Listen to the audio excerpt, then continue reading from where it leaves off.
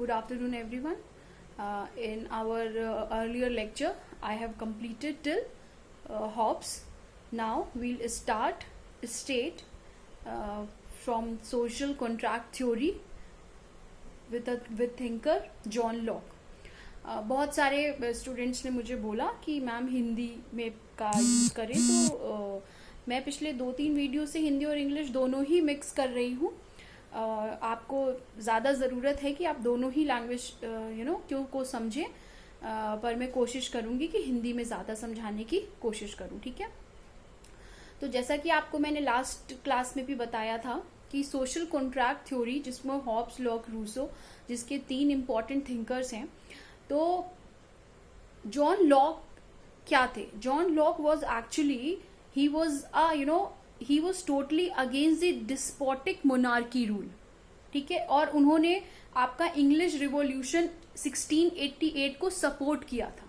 तो इससे clearly we can say that he was against the monarchy, means he was supporting revolt against the state, right? So he also said that earlier to the formation of a state, man was originally lived in a state of nature. ठीक है. लेकिन but their life was not of universal war but social in character. Not of universal war means what Hobbes said that in the state of nature the life of men were at chaos, like sad, at war. They were not at peace. But as per Locke, the life in state of nature was not at war, it was in social in nature. So everyone living together, तो जितने भी लोग साथ में रहते थे वो reason को फॉलो करते थे. रीजन क्या होता है? रीजन का मतलब है कि जो आपका कॉन्शियसनेस होती है कि क्या सही है, क्या गलत है. ठीक है. क्या करना चाहिए और क्या करना नहीं चाहिए, ये होता है व्यक्ति का जब वो रीजन के को फॉलो करके कोई काम करता है. तो लेकिन प्रॉब्लम ये थी कि कुछ चीजें जो मेरे कॉन्शियस माइंड के लिए सही हो सकती हैं वो आपके लिए गलत हो सकती हैं. तो वहां पे कोई बताने वाला नहीं था कि कौन सा कि what is the rule of reason, right? कि रीजन में क्या, रीजन के लिए क्या सही है, व्हाट इज राइट रीजन. जो मैं कह रही हूं वो सही है या जो आप कह रहे हैं वो सही है. ठीक है. तो एक सेटल्ड लॉ की चाह में जो उन्होंने it induced people to abandon state of nature. ठीक है. state of nature and enter into an agreement for the purpose of establishment of civil society under a sovereign. मतलब कि ये जो एक सेटल्ड लॉ की चाह थी कि जो एक सेटल्ड लॉ हो जो हमें बताए कि what is right, what is wrong. ठीक है. क्या प्रोटेक्ट करना है, क्या हमारे राइट्स हैं, क्या हमारी ड्यूटीज हैं. तो इसको जो सेटल्ड लॉ का जो एक चाह थी वो उसने इंड्यूस किया लोगों को कि लोग अपना जो स्टेट ऑफ नेचर है उसको छोड़ करके एक एग्रीमेंट में एंटर करें for the what purpose, for the purpose of establishment of a civil society. अब सिविल सोसाइटी है तो वहां पे कोई एक ऐसा व्यक्ति या ऐसी ऑर्गेनाइजेशन भी होनी चाहिए जो आपको रूल करे और आपको बताए क्या सही है, आपकी चीजों की प्रोटेक्शन करे. तो for the establishment of a civil society under a sovereign.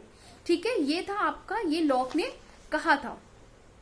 Lock, क्योंकि लॉक की जो सोशल कॉन्ट्रैक्ट थ्योरी थी वो एक यूनिलेटरल नहीं थी, जैसे कि हॉब्स की यूनिलेटरल थी.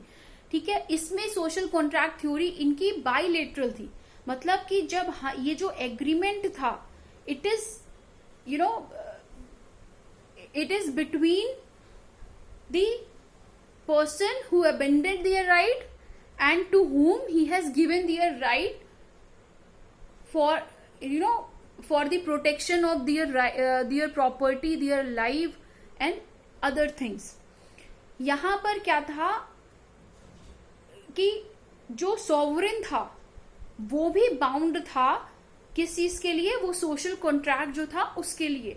मीन्स ऐसे ही हमने रिलिंक्विश नहीं कर दिए थे अपने राइट, रिलिंक्विश किए थे, अबेंडन किए था स्टेट ऑफ नेचर, बट ये बोल करके कि जो सॉवरेन है वो भी अपने जो एग्रीमेंट को फॉलो करेगा और जो हमारे राइट्स को जो हमने सरेंडर किया हुआ है कुछ एक्सपेक्टेशंस के साथ, उन एक्सपेक्टेशंस को वो पूरा करेगा।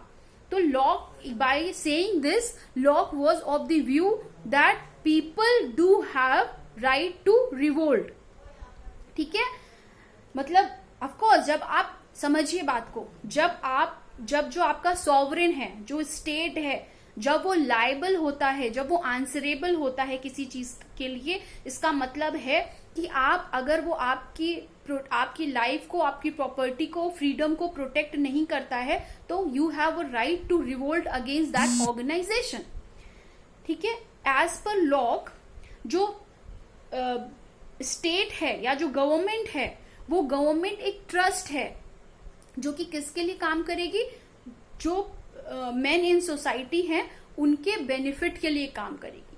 तो स्टेट एक स्टेट या गवर्नमेंट एक ट्रस्ट की तरह काम करेगी जो लोगों के द्वारा ही बनाया गया है, जिसमें एक व्यक्ति या एक गवर्नमेंट को हमने ट्रस्टी बना दिया है, बट उस ट्रस्टी का काम ये है कि वो हमारे ही राइट का, हमारे बेनिफिट के लिए काम करेगी और हमारे राइट्स को प्रोटेक्ट करेगी। तो this is all about John Locke. Now Rousseau एक फ्रेंच फिलोसफर था। ठीक है, उसके हिसाब से state and law both are the product of general will of the people.